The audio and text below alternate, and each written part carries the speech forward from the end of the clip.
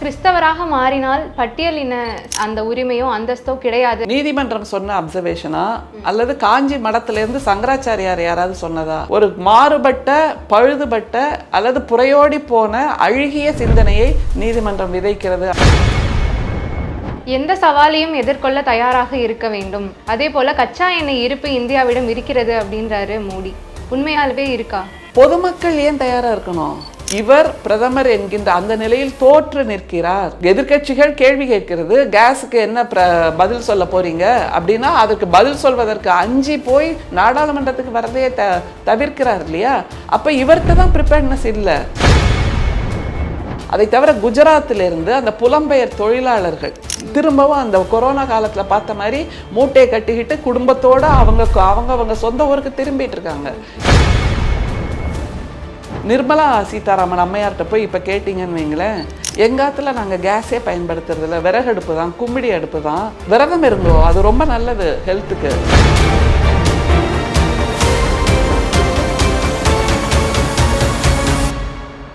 கிறிஸ்தவராக மாறினால் பட்டியலின சமுதாயத்துடைய அந்த உரிமையோ அந்தஸ்தோ கிடையாது அப்படிங்கிற மாதிரி உச்சநீதிமன்றம் சொல்லியிருக்கிறாங்க. அதை பற்றி நீங்கள் என்ன? இதை எதற்காக சொன்னாங்க அப்படிங்கிறத முதல்ல நம்ம புரிஞ்சுக்கணும். ஆனால் இந்த ஒரு ஸ்டேட்மெண்ட் இல்லை அப்சர்வேஷன், இது தீர்ப்பாக வந்துடுச்சுன்னா இன்னும் ரொம்ப கொடுமையான ஒரு விஷயம். இந்த ஒரு அப்சர்வேஷனை நம்ம எப்படி பார்க்கலான்னா, இது நீதிமன்றம் சொன்ன அப்சர்வேஷனா அல்லது காஞ்சி மடத்திலேருந்து சங்கராச்சாரியார் யாராவது சொன்னதா அப்படிங்கிற மாதிரி இருக்குது. மிகுந்த வருத்தத்தோடு இதை பதிவு செய்கிறோம். மனு நீதியின் வார்த்தையைத்தான் நீதிமன்றம் பேசியிருக்கிறது, இந்துத்துவாவின் வார்த்தையைத்தான் நீதிமன்றம் பேசியிருக்கிறது. முற்ற முழுக்க அந்த மனுஸ்மிருதி என்ன சொல்கிறதோ அதைத்தான் நீதிமன்றம் பேசியிருக்கிறதுங்கிறத வருத்தத்தோடு பதிவு செய்ய வேண்டும். ஏன்னா இந்த சம்பவம் ஒரு கிறிஸ்தவ மதத்திற்கு மாறிய ஒருவருக்கு வன்முறை நடந்திருக்கிறது, அதற்காக போடப்பட்ட வழக்கு. இதில் அவர் மீது தாக்குதல் நடத்தப்பட்டிருக்கிறது, அவர் காயப்படுத்தப்பட்டிருக்கிறார், அவருடைய உணர்வுகள் புண்படுத்தப்பட்டிருக்கின்றன. அதை எல்லாத்தையுமே நீதிமன்றம் கவனத்தில் எடுத்துக்காம அந்த வைக்கோல் போரில் போய் ஊசியை தேடுவாங்கல்ல, அந்த மாதிரி இந்த பிரச்சனையெல்லாம் விட்டாச்சு.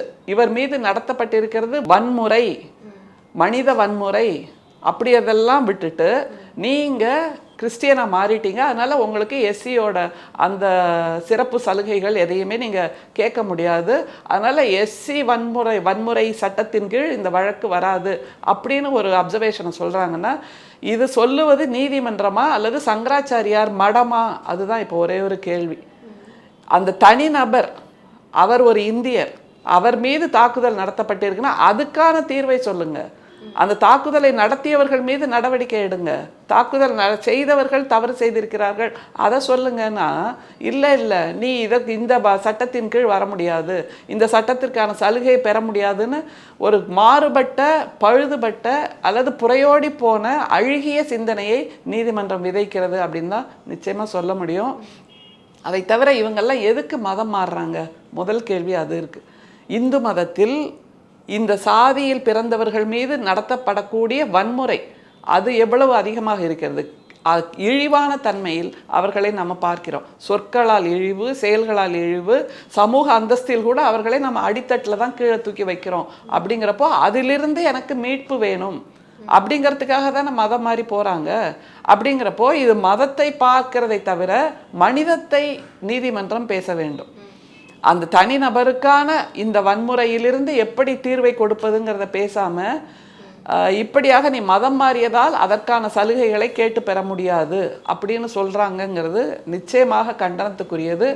இந்து மதத்தில் பிறந்ததால், இந்த மாதிரி பிற்படுத்தப்பட்ட வகுப்பில் பிறந்ததால் இவருக்கு இழைக்கப்படுகின்ற கொடுமையிலிருந்து தான் மீட்பு பெற வேண்டும் என்பதற்காகத்தானே மதம் மாறுறாங்கங்கிற அந்த சிந்தனையவே மறந்துடுச்சே நீதிமன்றம். நிச்சயமாக நீதிமன்றத்திற்கு நாம் நம்முடைய கண்டனத்தை சொல்லி ஆக வேண்டும்.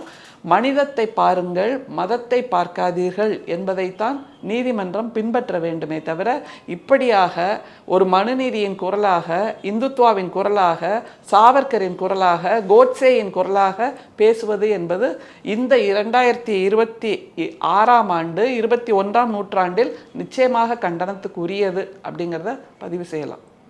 எந்த சவாலையும் எதிர்கொள்ள தயாராக இருக்க வேண்டும். அதே போல கச்சா எண்ணெய் இருப்பு இந்தியாவிடம் இருக்கிறது அப்படின்றாரு மோடி. உண்மையாகவே இருக்கா? நீங்களே கேட்குறீங்கல்ல, எந்த சவாலையும் எதிர்கொள்ள தயாராக இருக்க வேண்டும்னா பொதுமக்கள் ஏன் தயாராக இருக்கணும்? அரசு எதற்காக இவரை தேர்ந்தெடுத்திருக்கிறோம்? இவங்க தானே அந்த முன் தயாரிப்போடு இருக்கணும். எதையும் முன்னோக்கி பார்க்கின்ற அந்த சிந்தனை இவர்களுக்கு தானே இருக்கணும். அதை விட்டுட்டு உலகம் முழுக்க பறந்து பறந்து பறந்து போய் தன்னுடைய நண்பர்களுக்காக ஒப்பந்தங்களை பெறுவதை தவிர வேறு இந்தியாவுக்காக பிரதமர் மோடி இத்தனை ஆண்டு காலத்தில் என்ன செய்திருக்கிறார்? அந்த ப்ரிப்பேர்ட்னஸ்ன்னு ஒரு வார்த்தையை சொல்றாருல, அந்த ப்ரிப்பேர்ட்னஸோட இவர் என்ன செய்திருக்கிறார்? இப்போ ஈரானில் இவ்வளவு போர் சூழலில் கூட அவர்களுடைய அந்த ரிசர்வ் வந்து இன்னும் பல ஆண்டுகளுக்கு 25 ஆண்டுகளுக்கு போர் நடந்தாலும் அந்த ஈரான் மக்களுக்கு எந்த பாதிப்பும் வராதாம். அந்த அளவுக்கு ஈரான் தேசத்தில் அவர்கள் ரிசர்வ் செய்து வைத்திருக்கிறார்கள் இயற்கை வளங்களை. அந்த மாதிரி ஏதாவது பிரதம மந்திரி செய்திருக்காரா? ப்ரிப்பேர்ட்னஸ்ன்னு நமக்கு சொல்கிறாரு, நாம் ப்ரிப்பேர்ட்னஸோடு தான் இருக்கோம். ஏன்னா 2014 இவர் வாயை திறந்தாலே அதிர்ச்சிகளைத்தான் கொடுத்து கொண்டிருக்கிறார். அதற்கு நாம் தயாராகத்தான் இருக்கிறோம். ஆனால் இவர் பிரதமர் என்கின்ற அந்த நிலையில் தோற்று நிற்கிறார். இந்த பிஜேபி என்கின்ற ஒன்றிய அரசு தோற்று நிற்கிறது. அதனால தானே நாடாளுமன்றத்துக்கு வரத்துக்கே பயப்படுறாங்க. எதிர்கட்சிகள் கேள்வி கேட்கிறது, கேஸுக்கு என்ன பதில் சொல்ல போறீங்க அப்படின்னா அதுக்கு பதில் சொல்வதற்கு அஞ்சி போய் நாடாளுமன்றத்துக்கு வரதே தவிர்க்கிறார் இல்லையா? அப்போ இவர்கிட்ட தான் ப்ரிப்பேர்ட்னஸ் இல்லை. கேள்விகளுக்கு பதில் ப்ரிப்பேர் பண்ணணும் இல்லை, அது இல்லை, பதில் இல்லை என்னும்போது இப்போ எங்கே போச்சு ஒன்றிய அமைச்சர்கள்? அவங்க ஏன் வாயை திறக்க மாட்டேங்கிறாங்க? கேஸ் இருக்கு, ரிசர்வ் இருக்குன்னு சொல்றாங்க, பட் நடக்கின்ற சூழல் அப்படி சொல்லலையே. உணவகங்கள் எத்தனையோ முறை சொல்லியாச்சு, எங்களுக்கு இல்லை, நாங்கள் உணவை தயாரிப்பதை நிறுத்திவிட்டோம். ரோஸ்ட் கிடையாதான், இட்லி தானா. ஏன்னா ரோஸ்ட்டுக்கு இன்னும் கொஞ்சம் கேஸ் செலவாகும் முருகலாக சுடுறதுக்காக. அதனால் ஒட்டுமொத்தமாக 30 இட்லி 40 இட்லியே நாங்கள் அவிச்சு வச்சிடுறோம் அப்படின்றாங்க உணவகங்கள். அதை தவிர குஜராத்திலிருந்து அந்த புலம்பெயர் தொழிலாளர்கள் திரும்பவும் அந்த கொரோனா காலத்தில் பார்த்த மாதிரி மூட்டையை கட்டிக்கிட்டு குடும்பத்தோடு அவங்க சொந்த ஊருக்கு திரும்பிட்டு இருக்காங்க. ஏன்னா அங்கே வேலை இல்லை. இந்த மாதிரியான சூழல் இந்தியாவில் இருக்கிறதுங்கிறதையே மறந்து போய் மறைச்சு எல்லாம் இருக்குன்னு சொல்லிட்டா நம்புவதற்கு இப்போது மக்கள் தயாராக இல்லை. 2014 வேணா இவர் வந்தப்போ இவர் என்ன சொன்னாலும் தலையாட்டிட்டு இருந்தாங்க இந்திய மக்கள். அப்போது கூட தமிழ்நாட்டில் நாம் கேள்வி கேட்டுட்டு இருந்தோம். எனக்கு அதுதான் ரொம்ப பெருமையா இருக்குமா. 2014 பிரதமரை கேள்வி கேட்ட முதல் மாநிலம், முதல் மக்கள் யார் என்றால் தமிழ்நாடு, தமிழ்நாட்டு மக்கள். அப்போது எதிர்க்கட்சி தலைவராக இருந்த நம்முடைய முதல்வர் அவர்கள் தான் பல கேள்விகளை கேட்டார். அப்போவே நாம இவரோட நாடகத்தை நம்பவே இல்லை. அந்த அந்த சந்தோஷம் எனக்கு எப்போவுமே இருக்கு. ஏனென்றால் மோடிக்கு மயங்காத ஒரு தேசம், ஒரு நாடு, ஒரு மாநிலம் எது என்றால் தமிழ்நாடு. மோடியின் வார்த்தைகள் மகுடியை போல் மற்ற இந்திய மாநிலங்கள் நம்பினாலும் கூட தமிழ்நாடு நம்பவே இல்லை. அவரை திரும்ப திரும்ப கேள்விகள் கேட்டுக்கொண்டிருந்தோம்.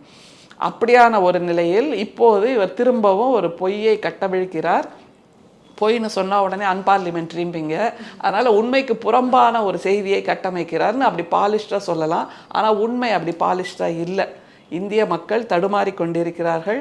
எத்தனை காணொளி பார்க்குறோமா, க்யூவில் நிற்கிறாங்க ஆண்களும் பெண்களுமாக, கதறுகிறார்கள். ஆனால் நான் ஒன்று சொல்ல விரும்புகிறேன் இந்த இடத்துல, இந்த பிரதமர் தான் வேணும், இவர் தான் கோயில் அதிகமாக கட்டுறாரு, இவர் தான் கோயிலுக்கு அதிகமாக போகிறாரு, இவர் தான் கோயிலில் போய் பூஜை பண்ணுறாருன்னு நம்பி தானே நீங்கள் வாக்களிச்சிங்க.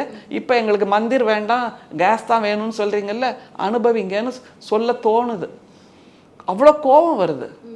இப்போ அவர் சொல்கின்ற கட்டுக்கதையை ஏற்றுக்கோங்க. வயிற்றுல ஈரத்துணியை போட்டுட்டு படுங்க. அவர் புதுசாக வேற இன்னொன்று சொல்கிறாரு, சாக்கடையிலேருந்து கேஸ் தயாரிக்கலாமா. சாக்கடையிலேருந்து குழாயை வச்சு அங்கே ஒரு பாத்திரத்தை வச்சு அதன் மூலமாக சாக்கடையில் உற்பத்தி ஆகின்ற அந்த வெப்பத்தின் மூலமாக கேஸ் தயாரிக்கலான்னு ஒரு புதிய விஞ்ஞான கதையை நம்முடைய பிரதமர் உருட்டி கொண்டிருக்கிறார். இதையெல்லாம் நம்புகின்றவர்கள் இருக்கின்ற வரைக்கும் அவர் சொல்லுவது இப்படித்தான் உண்மைக்கு புறம்பான செய்தியாக இருக்கும். நிர்மலா சீதாராமன் அம்மையார்கிட்ட போய் இப்போ கேட்டிங்கன்னு வைங்களேன், எங்காத்தில் நாங்கள் கேஸே பயன்படுத்துறதில்ல, விறகடுப்பு தான், கும்மிடி அடுப்பு தான். இல்லைன்னா இன்னொன்று பண்ணுங்கோ, விரதம் இருங்கோ, அது ரொம்ப நல்லது ஹெல்த்துக்கு, அதனால் சாப்பிடாம இருங்கோ, அது ரொம்ப நல்ல விஷயம், அறிவியல் பூர்வமாக நிரூபணமாயிருக்கு. சாப்பிடாம இருக்க அந்த ஃபாஸ்டிங் டைம் அதிகமாக ஆரோக்கியம் அதிகமாகும் அப்படிங்கிற கட்டுக்கதையெல்லாம் இந்தியாவில் உலவ ஆரம்பிச்சாச்சு.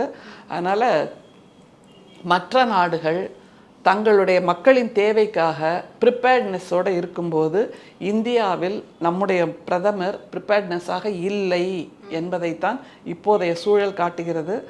அதனால் அந்த போர் சூழல் முடிய வேண்டும், உலகம் முழுக்க இந்த மாதிரியான இக்கட்டிலிருந்து வெளியே வர வேண்டும் என்பது தான் நம்முடைய ஒரே வேண்டுகோளாக இருக்கிறது.